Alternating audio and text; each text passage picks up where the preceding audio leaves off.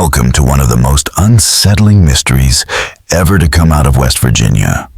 Before we start, drop a comment with where you're listening from and what time it is. We love knowing when and where these stories reach you. In the cold winter of 1898, Thomas Garrett, the town clerk of Harper's Ferry, was sorting through old municipal records when he stumbled upon something that would haunt him for the rest of his life.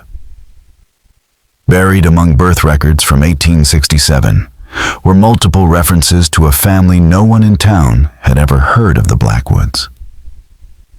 The papers spoke of James and Eleanor Blackwood and their household appearing in tax lists, property deeds, church registers, and even medical reports. Yet not a single person in Harper's Ferry could remember meeting them. The municipal building where Garrett worked stood proudly on a hill built in 1851, its stone walls overlooking the meeting point of the Potomac and Shenandoah rivers. Down in the damp basement, surrounded by the smell of mildew and dust, the town's entire memory rested in rows of aging books and rusted cabinets. It was in that dimly lit room that Garrett uncovered a mystery he would never solve. The first clue was a property deed dated May 1867, a house on Lancaster Hill, 3 stories high with an octagonal tower and 6 acres of woodland. It bore the signature of James Blackwood, witnessed and sealed by known officials. Even a detailed architectural sketch was attached, drawn with professional skill. But Garrett knew every inch of Harper's Ferry, and there had never been a house like that on Lancaster Hill. The land was nothing but dense forest. He had hunted there as a boy and walked it as a man. No house, no ruins, nothing. When Garrett told Edward Harrison, the town's elderly postmaster who had delivered mail for 40 years, the man frowned and shook his head. "Never heard of them," he said, "and I've delivered to every doorstep in this town." Garrett kept digging. He found tax receipts and letters to the town council, even grocery orders signed by the Blackwoods. Everything looked authentic, aged paper official stamps, familiar handwriting. Yet none of it made sense. A ledger from Stallacker's general store recorded purchases by E. Blackwood. But when Garrett asked the current shopkeeper, the man checked his ledgers and found no such customer. Then came the sounds. Late at night, when the other clerks had gone home, Garrett sometimes heard footsteps creaking across the empty wooden floors. Once he swore he heard a drawer open and close in the records room next door. But when he checked, the room was locked and untouched. The night watchman claimed he'd seen no one, though he admitted with a nervous glance that on some nights, he could have sworn he heard voices whispering in the darkened archives where the Blackwoods' names still lingered on the pages. Garrett started noticing something even stranger late at night. In the archives, he would hear men's and women's voices murmuring softly like they didn't want to be overheard. Driven by both dread and curiosity, he began cross-checking every Blackwood record against other town documents from the same era. The deeper he dug, the more the family seemed woven into the civic life of Harper's Ferry. Eleanor Blackwood's name appeared in the minutes of the Ladies' Aid Society. James Blackwood was listed as a donor to the rebuilding of St. Peter's Catholic Church after the Civil War. Their names showed up in Strider's pharmacy ledgers, with purchases for everything from cough medicine to treatments for more serious conditions.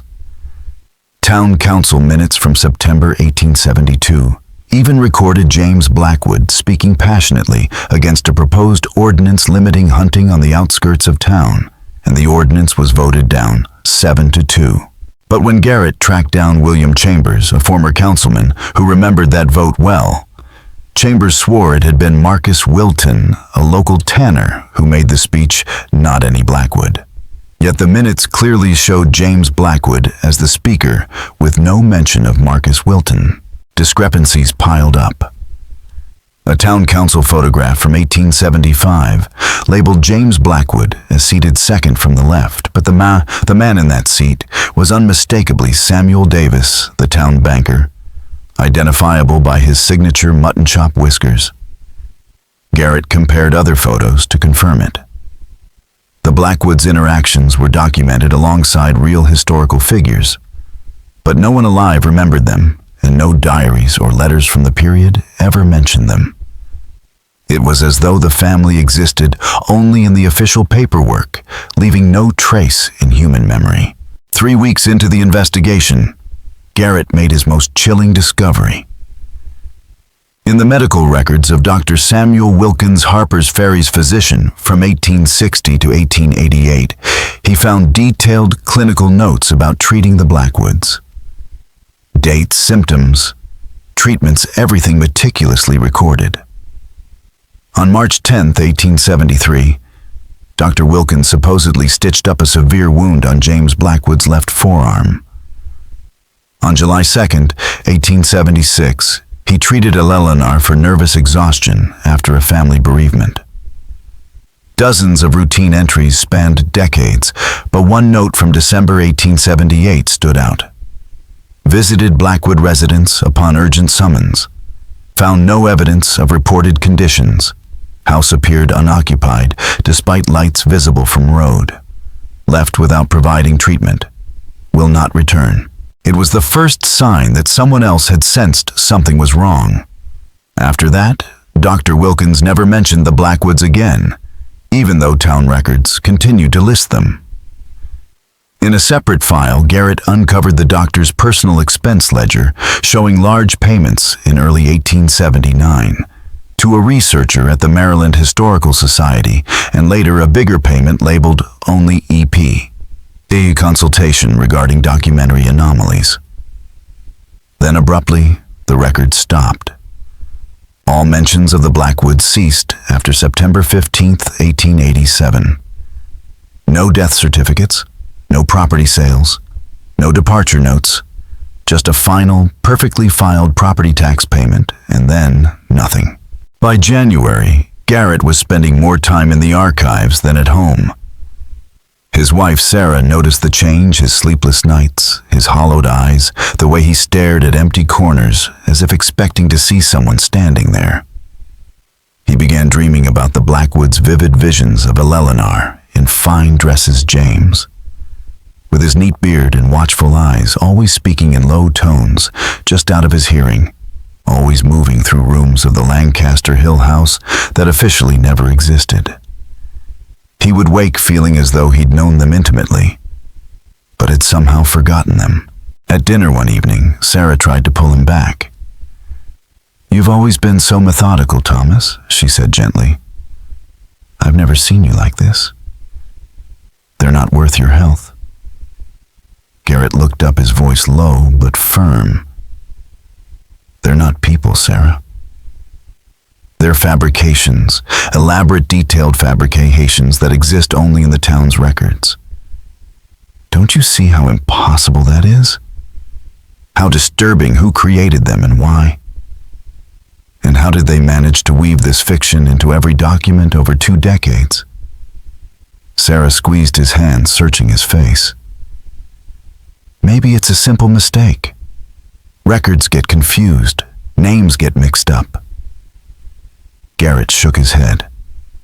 "Not like this, not with this precision. This was deliberate.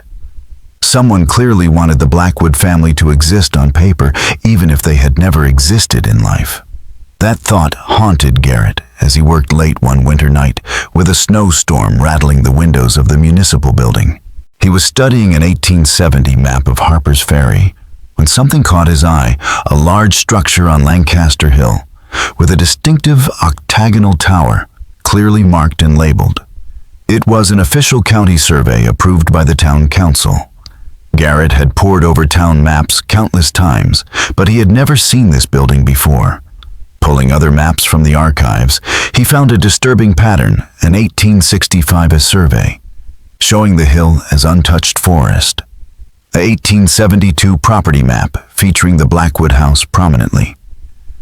An 1880 county map still showing the structure, and then an 1890 map with Lancaster Hill once again empty, as though nothing had ever been there. Whatever force had woven the Blackwoods into the records had also rewritten the geography of the town to sustain the illusion and later erased it. The next morning, despite deep snow, Garrett climbed Lancaster Hill. The ascent was steep, the woods thick and silent. There was no path, no sign of other visitors yet. After nearly an hour of hard climbing, he reached the spot the maps had marked. Before him lay a clearing just the size a large house and its grounds might occupy. The trees around it were old, decades at least, but the clearing itself was unnaturally bare, only scrub brush and dead winter grass where mature oaks and pines should have stood. Under the snow, he found what looked like a foundation stone blocks in a shape that matched the house's plans, including an octagonal projection. The air felt heavy, the light dimmer than it should have been, even under the weak winter sun. At what would have been the rear of the house, he found a depression suggesting a cellar. He hesitated, but curiosity won. He cleared snow from a set of stone steps leading down into darkness, lit his small lantern, and descended. The cellar was intact, a 15-foot square chamber of stone walls and packed earth. Years of water seepage had left mineral streaks, but otherwise the space was empty. No furniture, no tools, nothing to hint at a life once lived here. As he turned to leave, his lantern caught markings on the far wall. Moving closer, he saw names, dates, and phrases carved into the stone with deliberate force. James Blackwood, not real. Eleanor Blackwood, constructed. Dozens of names followed, some from the records, others unknown. At the bottom, in large letters, someone had carved, "We were never here. We never existed." The styles of the carvings varied, some weathered, some sharp and fresh. The newest read S.W. 1978, Samuel Wilkins, the doctor who had refused to return to the Blackwood house. In the crevices between the stones were small objects, a button, a tarnished coin, a fragment of a woman's brooch offerings, or evidence left behind. Garrett didn't touch them. Something deep in him whispered that taking anything from this place would be dangerous. His descent of the hill was worse than the climb. Twice he became disoriented, walking in circles despite being sure of his direction. The shadows stretched strangely. Once or twice he thought he saw something tall moving among the trees. Not animals, but something deliberate. By the time he stumbled back into town, darkness had fallen. Instead of going home, he went straight to the municipal building. The archives were empty and silent under the dim night lamps. Spreading every Blackwood record he'd collected across his desk, he examined them again with new eyes. Together they told the story of a family deeply woven into the town for 2 decades and then gone without a trace. Then he began spotting marginal notes in a different hand, easy to miss before. In the 1877 church attendance register, the Blackwoods present in record only SW. In a 1879 property tax assessment, no structure visible at this location despite records. On the back of a town council attendance sheet listing James Blackwood, no such person addressed the council. Witnessed personally, SW. Garrett's stomach turned cold. These weren't mistakes. They were warnings. He began searching specifically for documents handled or signed by Dr. Wilkins. In an 1880 scarlet fever report to the council, he found, "Cannot continue this deception. The empty house remains on the hill. The names appear in my patient logs, though I have never treated these people." Another entry from 1881 was even clearer. Have consulted with E. Phillips of Baltimore regarding documentary phenomena. His expertise in archival anomalies suggests deliberate manipulation rather than clerical error. Recommend full investigation, but fear consequences of drawing attention to these inconsistencies. No investigation had ever been recorded. The town had gone on as if nothing was amiss, while its records were being rewritten around a family that had never existed. For 6 more years, the Blackwoods continued to appear in the records, tax payments, medical notes, property lists, council minutes, all as normal as if they truly lived among the townspeople. No more marginal notes appeared from Dr. Wilkins or anyone else. It was as though his warnings had been ignored, or perhaps erased. Someone had silenced the only man who dared question the illusion. Near midnight, Garrett sat alone in the archives, staring at the original property deed that had started everything. The signature of James Blackwood was elegant, confident, too confident. On impulse, Garrett began comparing it with other signatures across the archives, the mayor, the county judge clerks, and town treasurers. None were identical, but the similarities were undeniable. The same looping flourishes, the same pressure in the downward strokes. He traced the handwriting across decades of documents, realizing that whoever had signed for James Blackwood had also written official records stretching back years before the family's supposed arrival. His heart pounded as the truth formed in his mind. Someone inside Harper's Ferry's government had fabricated the Blackwoods. They hadn't simply appeared, they had been created by the very people entrusted to preserve the town's truth. But why? The scale of it was far beyond a single prank or clerical quirk. These were forged documents spanning decades, maps, redrawn photographs labeled ledgers altered. This was no accident, it was a pattern, something organized, purposeful. The old building creaked around him as wind clawed at the shutters. Then, faint but distinct, he heard footsteps on the floor above. They were deliberate pacing, moving room to room. He froze, listening. The steps came closer, descending the stairs toward the archives. The door handle turned slowly. The door eased open, revealing the dim, empty corridor. Nothing stood there, but Garrett felt the weight of something unseen, as if the air itself were watching him. Heart hammering, he swept the documents into his satchel and left the building without looking back. At home, he locked every door and spread the papers across his kitchen table. Through the long hours before dawn, he studied the records again, looking for a thread to tie it all together. A pattern began to emerge. The Blackwoods appeared in town documentation after moments of tragedy or upheaval.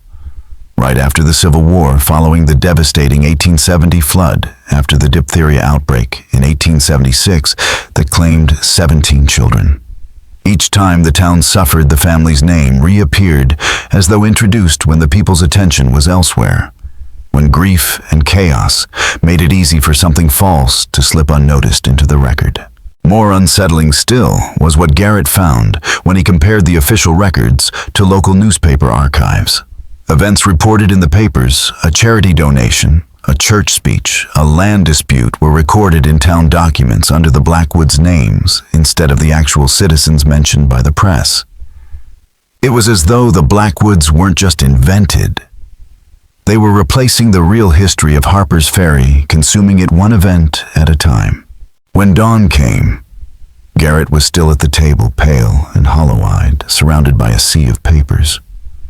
His wife Sarah found him muttering over the maps and deeds, his hands trembling with exhaustion. He tried to explain, voice shaking, someone had created a phantom family and embedded them into the town's official memory. The house on Lancaster Hill had never existed, except on altered maps. The doctor had tried to expose it and been ignored or stopped. Sarah listened quietly, her worry growing, until finally she said, "Thomas, there is no Lancaster Hill in Harper's Ferry." Garrett blinked, disoriented. "Of course there is," he said, rising and leading her to the window. He pointed to the wooded slope rising beyond the rooftops. "There. That's Lancaster Hill." Sarah looked out, then back at him with concern. "That's Jefferson's Ridge. It's always been Jefferson's Ridge." Her confusion was sincere. Garrett's stomach dropped. He stared at the familiar ridge, certain she was wrong, that she had to be wrong. But when he returned to the municipal building the next day, avoiding the basement archives, every public map confirmed what she'd said. The hill north of town was clearly labeled Jefferson's Ridge. There was no Lancaster Hill marked anywhere. He asked townspeople casually, longtime residents whose memories reached back before the war.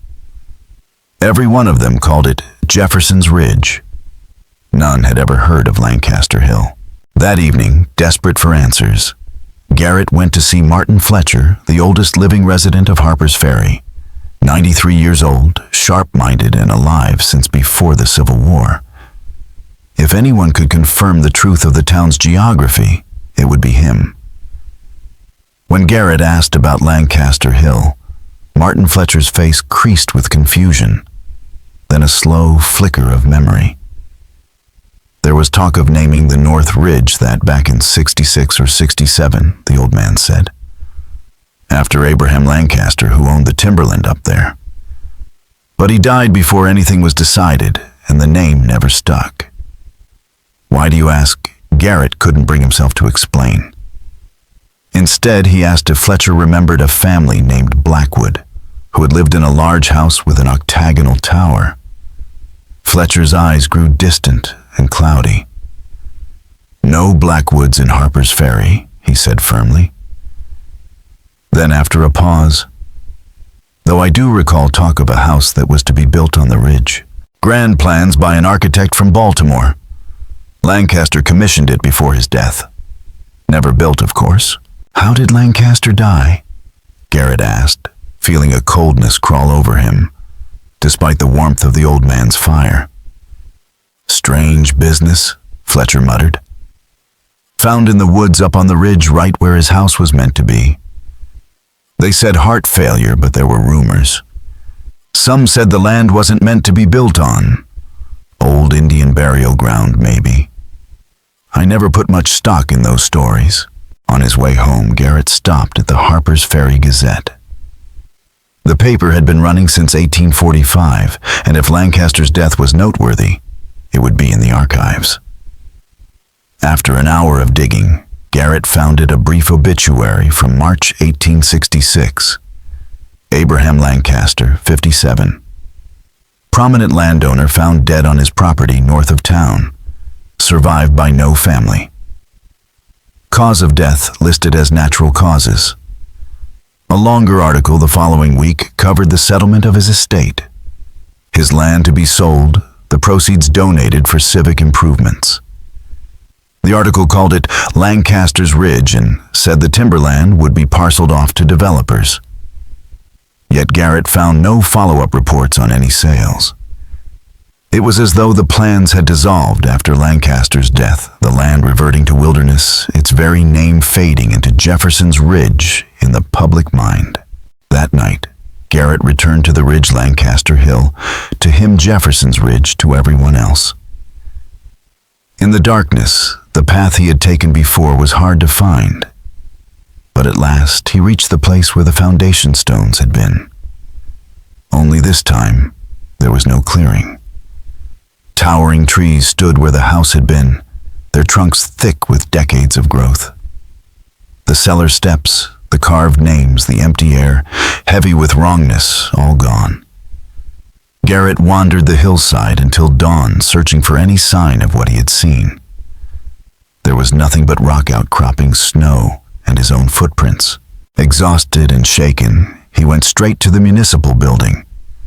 The archives would prove he wasn't losing his mind. The deeds, the tax records, the medical notes, the map with the octagonal house. But when he opened the cabinets and boxes where he had collected them, the Blackwood files were gone. In their place were ordinary town documents. The property deed, the tax payments, the notations from Dr. Wilkins all vanished. Even the 1870 map now showed Jefferson's Ridge with no building marked. "Are you looking for something specific?" asked Marion Ridley, his assistant, watching his frantic search. "You seem distressed." "The Blackwood files," Garrett said, trying to sound steady. "The documents on the family that lived on Lancaster Hill on the North Ridge. I had them all gathered here." Marion's expression was blank. "I'm not familiar with any Blackwood family in our records, and the ridge has always been Jefferson's Ridge." His colleagues grew alarmed as Garrett tore through the archives, insisting that records were missing. The town doctor was called, and Garrett was sedated and sent home to rest. Exhaustion, they said. A nervous condition from overwork. For 3 days he stayed in bed under Sarah's watchful care. On the 4th day, a visitor came, Harold Wilkins, the elderly son of Dr. Samuel Wilkins. My father left a sealed letter to be opened 30 years after his death, Harold explained, sitting stiffly in Garrett's parlor. That time came last month. The letter mentioned you by name. It said if you ever began asking questions about people who exist only in records, I was to give you this. He handed Garrett a yellowed envelope. Inside was a single page, the careful handwriting of a man dead for 3 decades. To Thomas Garrett, it began. If you are reading this, you have discovered what I discovered, that our town's records contain evidence of people who never existed. You have likely found the Blackwoods, though there may be others by now. Dr. Wilkins described how it began in 1875, when a patient mentioned a treatment he had supposedly given but had no memory of. Yet there it was, in his logbook in his handwriting. Over the next 3 years, he found dozens of such anomalies, mostly centered on the Blackwoods. He visited their supposed home and found only a partially built foundation, abandoned after Abraham Lancaster's death. Not the grand house described in records. I became convinced, he wrote, that someone was systematically altering town records to insert this fictional family into our history. But upon closer examination, I found something far more disturbing. The alterations were not just new documents being added. Old records were changing. Names replaced events, rewritten. When Garrett checked his own notes later, he found they too had changed, rewritten to match the altered official records. Marginalia he had made in pencil was gone, replaced by nothing at all. Whole passages had been rearranged or erased as if he'd never written them. It wasn't just the town records anymore, it was his records. Reality itself on paper and memory was shifting beneath his feet. Wilkins's letter described this in even darker detail. Documents he had annotated would later appear untouched, as if no hand had ever marked them. Entirely new records would materialize in the archives, filed neatly among genuine papers, as though they had always been there. When he sought help from E. Phillips in Baltimore, the expert in preservation and forgery, mentioned in his expense ledger, they devised an experiment. Wilkins made meticulous personal records of his observations and stored one copy in his office, another sealed in a box, buried on his own property. Months later, the office copy had changed references to the Blackwoods, altered or removed. The buried copy, untouched by anyone, remained exactly as he had written it. I believe Wilkins wrote that something is using our town's documentation to construct a false history, creating people and events through official papers while altering our memories to keep us from noticing. I do not know its nature or its purpose. I know only that after I began to investigate, the phenomena increased. New fictional people appeared in records. My own notes changed. I began to doubt my memory. The letter's most chilling passage described a December night in 1878. Summoned to the Blackwood house on what was still sometimes called Lancaster Hill, Wilkins found only the foundation, just as Garrett had. Yet from a distance, he saw lights glowing, as if from windows, moving figures, as if people walked through rooms of a structure that did not exist. As he approached, the apparitions vanished, leaving only stone outlines in the snow. Returning home, Wilkins sensed a presence following him. It had no form, he wrote. It only observed me. Hunger is the only word I can use for the feeling of being seen. In the weeks that followed, his medical logs, filled with visits he had never conducted and patients he had never met, all tied to the Blackwoods. If you pursue this matter, the letter warned you may find yourself similarly affected. Already I suspect my memory has been altered in ways I cannot detect. The only safety I found was in ceasing my investigation entirely. I recommend you do the same." Harold Wilkins watched as Garrett read the letter twice, then a third time. "My father was sound of mind," Harold said quietly. But after 1887, he refused to keep written patient records. Everything stayed in his head until the day he died. "Did he ever explain why?" Garrett asked. "He said only that paper had a way of changing when you weren't looking at it," Harold replied. "We thought it was an old man's quirk. Now I'm not so sure." After Harold left, Garrett sat in silence. Outside his window, Jefferson's Ridge loomed against the gray winter sky. A ridge he had always known by another name, holding a house that had never been built, filled with people who had never existed, except in records no one else remembered. The implications were too large to comprehend. If Wilkins was right, something was not only altering the town's records, but bending its collective memory, manufacturing a seamless false history in which no one could detect the seams. And whatever it was, it had been at work in Harper's Ferry for at least 30 years, maybe longer. That night, Garrett burned Wilkins's letter in his fireplace. The next morning, he returned to work at the municipal building, apologized for his behavior, and resumed his duties. He never again entered the archives alone and refused any assignment involving historical records. But sometimes, walking home at dusk, he would glance up at Jefferson's Ridge and see for just a heartbeat lights shining in windows of a house that wasn't there. A tall structure with an octagonal tower, exactly as described in documents that no longer existed.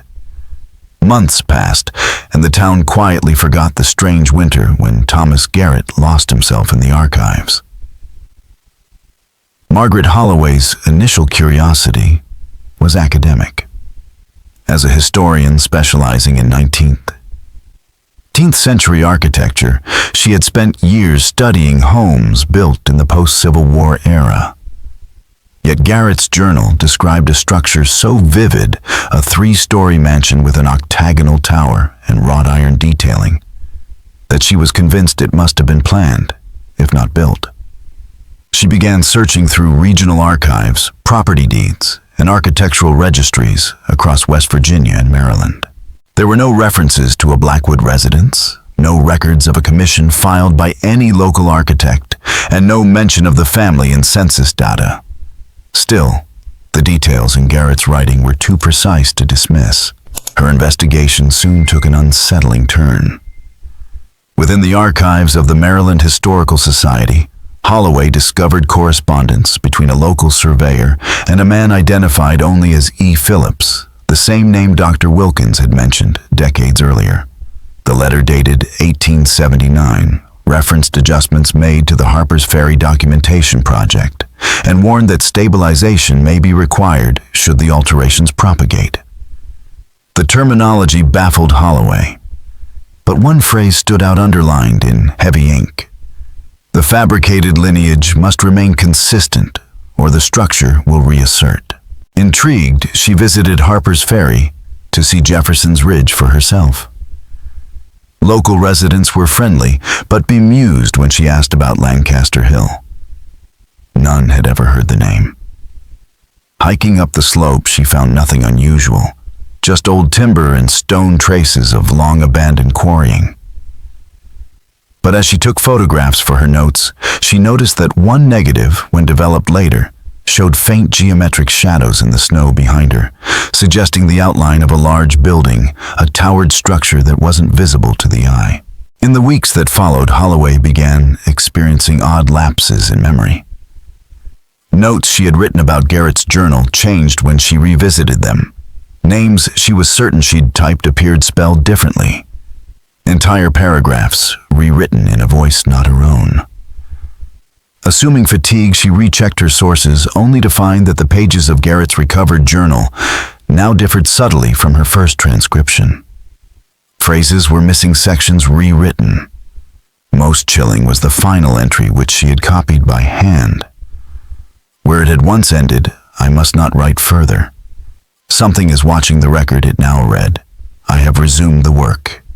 It must be preserved." Holloway attempted to publish her findings in a regional historical journal in 1958. But the manuscript was returned with a polite rejection and a note claiming that no such journal by Thomas Garrett exists in the Harper's Ferry Municipal Archives. When she went back to retrieve it, the clerk could find no record of its discovery during the 1908 renovation, nor any file bearing her own research request. Her book on iron architecture was eventually published in 1961, containing no mention of the Blackwoods or Lancaster Hill. In her personal papers, however, a single undated page was later found written in a hurried, uneven hand. The names are returning. New families in the records that no one recalls Holloway's perhaps next. No one knows how long she lived after that note. What is certain is that her papers too were incomplete, the box labeled HF Research. Garrett was found empty, its contents missing as if they had never existed. By the early 1970s, Margaret Holloway had become a recluse. Once a respected scholar of architectural history, she now lived alone in a small cottage outside Shepherdstown. Her reputation reduced to whispers about the woman who believed in ghosts made of paper. But those who visited her, former students, local historians, the occasional journalist, found her lucid, articulate, and deeply afraid. She spoke of records that changed between visits, of letters she'd written that arrived to their recipients, blank of books on her shelves, rearranged to erase references she'd made the day before. Her conviction was absolute. Whatever had rewritten Harper's Ferry's past had not stopped. It was still working, spreading. Among the few remaining notes recovered from her later years was a passage written in 1972, "The anomalies follow patterns of decay. Wherever history is fragile, wherever the record of a place weakens, it enters and rewrites." Paper is its vessel, ink its breath, memory its prey. Neighbors reported seeing her hiking the wooded slope above town that autumn, where she claimed the foundation stones from Garrett's journal still lay buried. One evening, she failed to return. A search party found her car parked along the ridge road, her keys still in the ignition. Her footprints led into the woods, but stopped abruptly halfway up the hill, as if she had simply vanished. After her disappearance, the Shepherd College archives cataloged her remaining possessions. Among them was a single undeveloped roll of film, labeled Lancaster Site, October 3rd, 1972. When processed, the photos showed only trees and overgrowth except for the last frame. In it, through a gap in the branches, stood a blurred structure with an octagonal tower rising above the trees. The exposure was faint, but distinct enough that experts ruled out double exposure or manipulation. The photograph was quietly filed under unverified anomalies. Holloway Collection. By the 1980s, the story of Thomas Garrett, the Blackwoods, and the vanished historian had become a local legend. Teenagers dared each other to climb Jefferson's Ridge at night, searching for the house that wasn't there. Town guides dismissed it as folklore, a ghost story born from the town's long history and the trauma of wars, floods, and fires. Yet even into the modern day, archivists at the Harper's Ferry Historical Society have occasionally reported strange occurrences. Labels rewritten in unfamiliar handwriting files, reappearing in drawers long since emptied, and names in old census ledgers that no one can trace to any living descendants. In 2003, a graduate researcher digitizing town records from the late 19th century noted an anomaly in the metadata. One file, its name corrupted and unreadable, contained a scan of a handwritten deed dated May 1867. The property description matched Garrett's lost report exactly. A 3-story residence with octagonal tower situated upon 6 acres of woodland on Lancaster Hill. The signature was clear. Thomas Garrett, Town Clerk. No such document exists in the physical archives today. And still on some winter nights, when the fog hangs low over the Potomac and the wind moves through the hills, in slow, hollow sighs, hikers claim to see a faint light on Jefferson's Ridge, steady and golden, like a lamp in a distant window. Those who have gone looking say the light always seems just a little farther ahead until the forest closes in and the trail disappears. None report finding a house. Margaret Holloway's single surviving diary page. The town's records are alive somehow, became David Chen's roadmap. What she had glimpsed in paper, he was now seeing in digital form. He realized he wasn't just cataloging archives. He was interacting with something that appeared to be using the archives. The deeper he dug into Holloway's duplicate notes, the clearer the pattern became. The documentary phantoms, as she called them, did not appear randomly. They emerged like scar tissue after a wound, filling the absences left by fire, flood, war, or epidemic. Families appeared after mass deaths. Buildings existed in plans where real ones had been destroyed. Lives were extended on paper long past their real deaths, smoothing over abrupt endings with comforting continuity.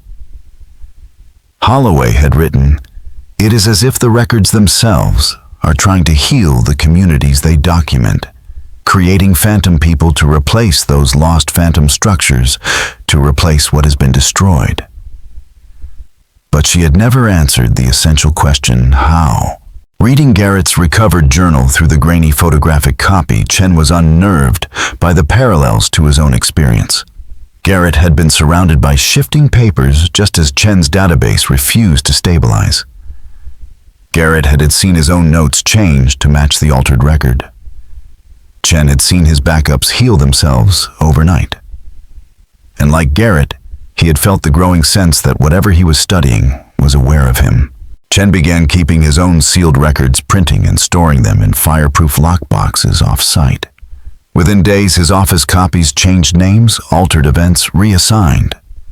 But the sealed versions remained as he had written them. This confirmed what Holloway and Wilkins had suspected. Decades earlier, the force behind the anomalies could alter what was accessible, but not what was sealed away and forgotten. Most chilling were the electronic traces. While combing the digital scans of Harper's Ferry's records, Chen found a cluster of files that should not have existed, meeting minutes from 1910 to 1915, bearing Thomas Garrett's signature tax rolls and Garrett's handwriting letters on town stationery, written 10 years after his confirmed death. Each file had metadata showing it was scanned from an original. But when Chen tried to locate those originals, they weren't in any box or folder. And then there was the photograph. In Holloway's effects was a contact print of a single image she had described, but lost a large house with an octagonal tower on a cleared hillside, unmistakably resembling Jefferson's Ridge. It was labeled in faded ink, Blackwood Residence, 1877. Chen scanned the image and for a moment saw, in high resolution, what Holloway had described, windows lit from within a carriage in the drive, a woman in a dark dress standing near the steps. But when he opened the file again the next day, the image had degraded, the figure blurred the house's outline fainter, as though it were receding from view. Chen pressed on even as his own logs began showing inconsistencies. Dates swapped. Notes he'd written were corrected to reflect information he had never entered. In one backup, a name appeared in the margins of his spreadsheet, Garrett, in a cell he hadn't typed in, under a column labeled Current Staff. The entry listed a birth year of 1843 and a hire date of 1982, his own start date on the project. Holloway had warned in her notes. It notices those who notice it. It extends through the act of recording. Chen began to wonder if his work wasn't just documenting the anomaly, but feeding it, giving it new space to grow in the digital age, letting it propagate beyond paper into magnetic tape and servers. He stopped digitizing the records. He resigned from his job at the archives without explanation. Before leaving Harper's Ferry, he placed Holloway's duplicate notes, Garrett's copied journal, and his own sealed logs into a safety deposit box under a false name. In his final entry before vanishing from public life, Chen wrote, "It doesn't just live in the town's records. It uses the town's records. It uses me." Paper was its cradle, memory its playground. Now it has entered code. No one has seen David Chen since 1984. In 1983, David Chen went public. In the Journal of Archival Science, he published a careful, understated article about what he called documentary echo phenomena, the tendency of official records to develop consistent internal anomalies that could not be verified through external sources. He avoided Holloway's darker speculations, presenting it instead as a quirk of bureaucratic error. The piece made little noise outside specialist circles, but almost immediately, quiet letters and phone calls began arriving from archivists, librarians, and historians in 17 states. They all described the same thing: records that changed when unobserved phantom people and places, extensively documented, but remembered by no one. Historical narratives, bending to accommodate these fictions, becoming more internally coherent but less tethered to reality. In 1985, Chen convened a small conference at a Baltimore hotel. A handful of researchers compared notes, trying to build a framework for what they were seeing. What emerged was deeply unsettling. This wasn't confined to one town or one time. The pattern seemed to be everywhere, as if it were a property of documentation itself, rather than a local glitch. And it was accelerating. The shift from paper to electronic storage had not dampened the effect, it had amplified it. Most troubling of all was the growing consensus that these anomalies weren't just altering the records. They were altering human memory to match the altered documentation. People who had witnessed events would over time begin to remember them as the records described, not as they had actually happened. The longer an anomalous record persisted, the more it overrode reality itself. The group decided to form a network to share observations and develop research protocols. They named it the Garrett Holloway Archive, honoring the two people who had first documented the phenomenon. But almost immediately, the network began to unravel. Participants reported losing access to their own notes. Electronic messages arrived garbled or changed. Phone calls would be forgotten moments after they ended. By 1986, the group had effectively dissolved. Chen tried to organize a follow-up conference, but found most of the participants had no recollection of attending the first one. Some denied ever corresponding with him about anomalies at all. Others now offered mundane explanations for things they had previously acknowledged as impossible. Even Chen began to doubt himself. The notes from the Baltimore meeting seemed thinner, less compelling than he remembered. The patterns he had seen in the Harper's Ferry archives looked in hindsight like mistakes. In 1987, he published a formal retraction of his article blaming confirmation bias and methodological error. He left historical work entirely, taking a job in commercial database management. He never wrote or spoke publicly about the phenomenon again. Yet in Harper's Ferry, the anomalies persist. Visitors still report seeing faint lights on Jefferson's Ridge, steady and golden, like lanterns in the windows of a house that isn't there. In the digitized municipal archives, new entries sometimes appear in old databases.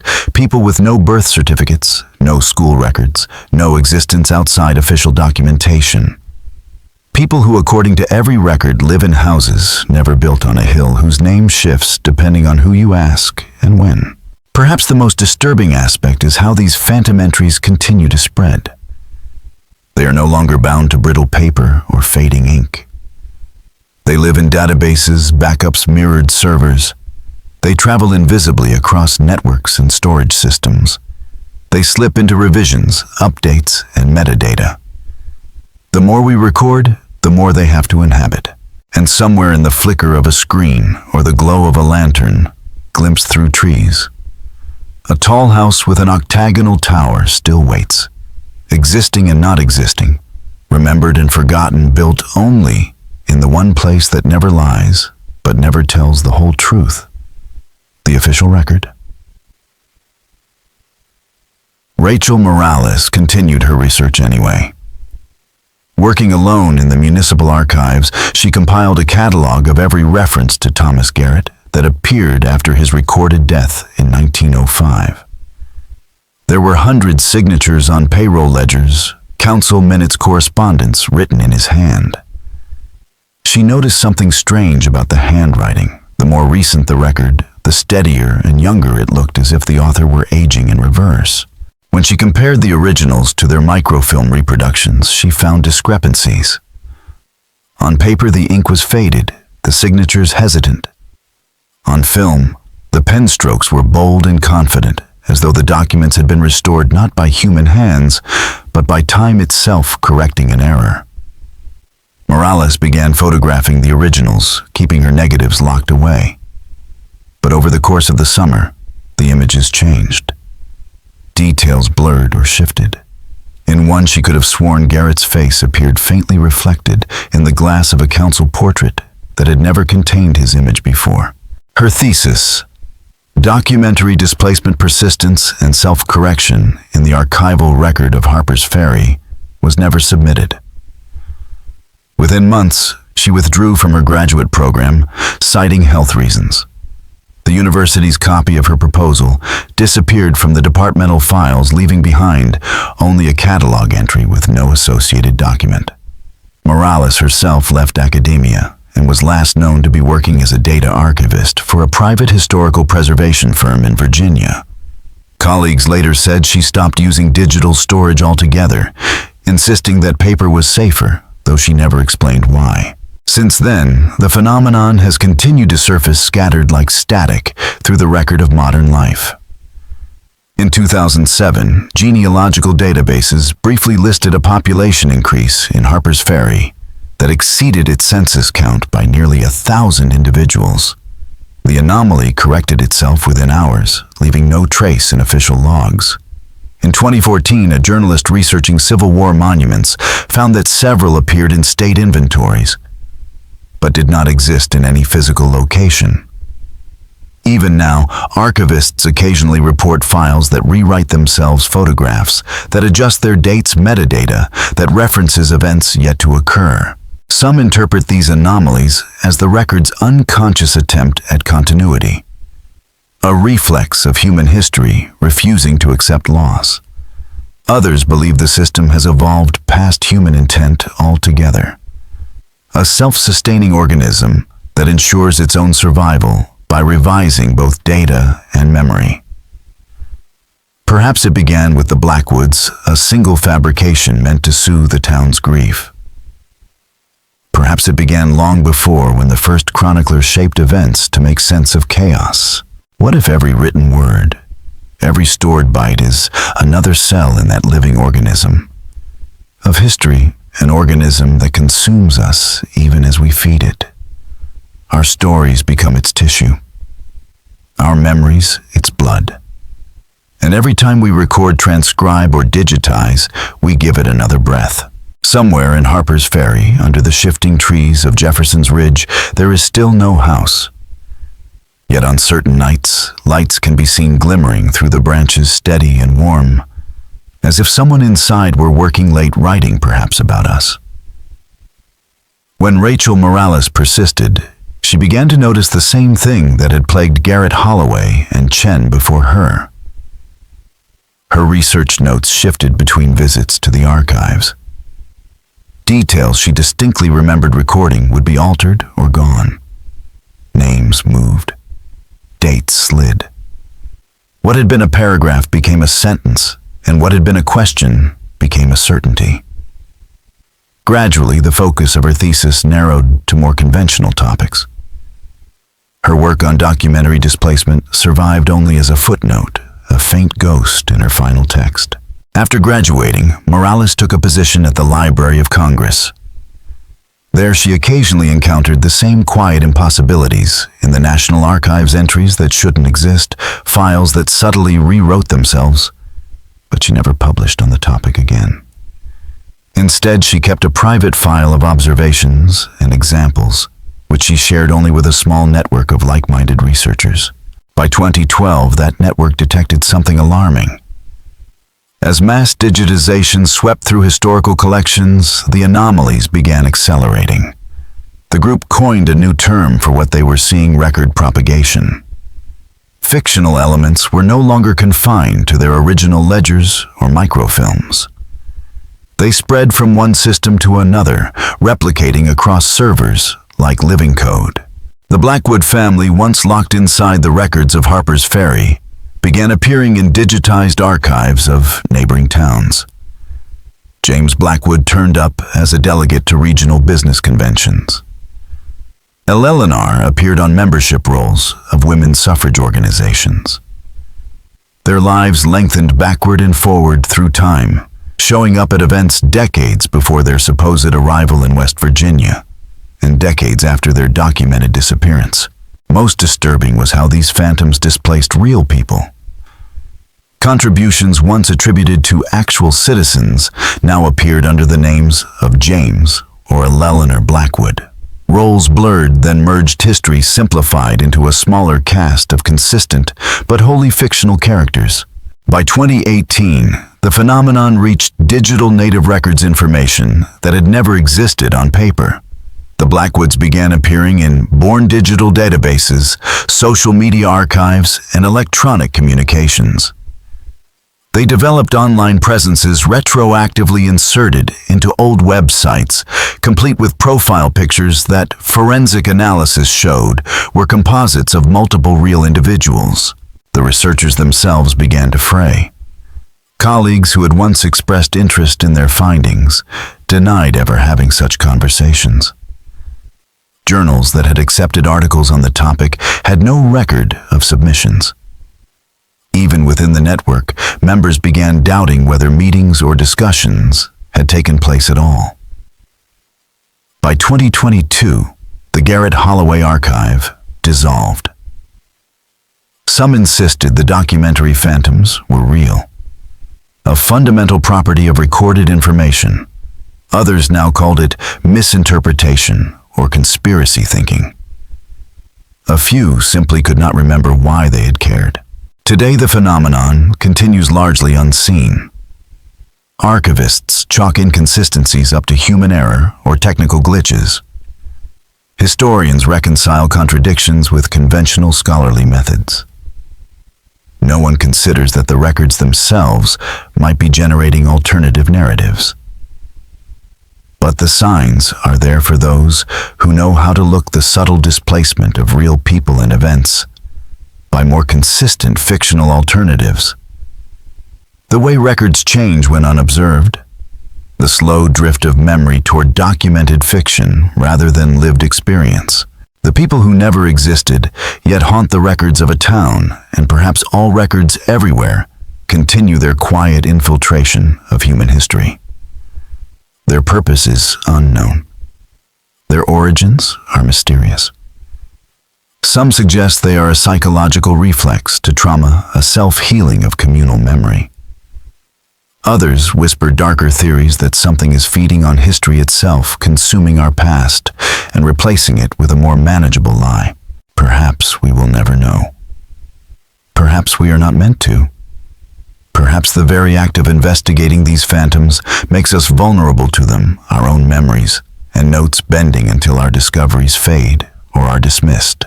But the next time you open an archive, pay attention to the names that appear too consistently.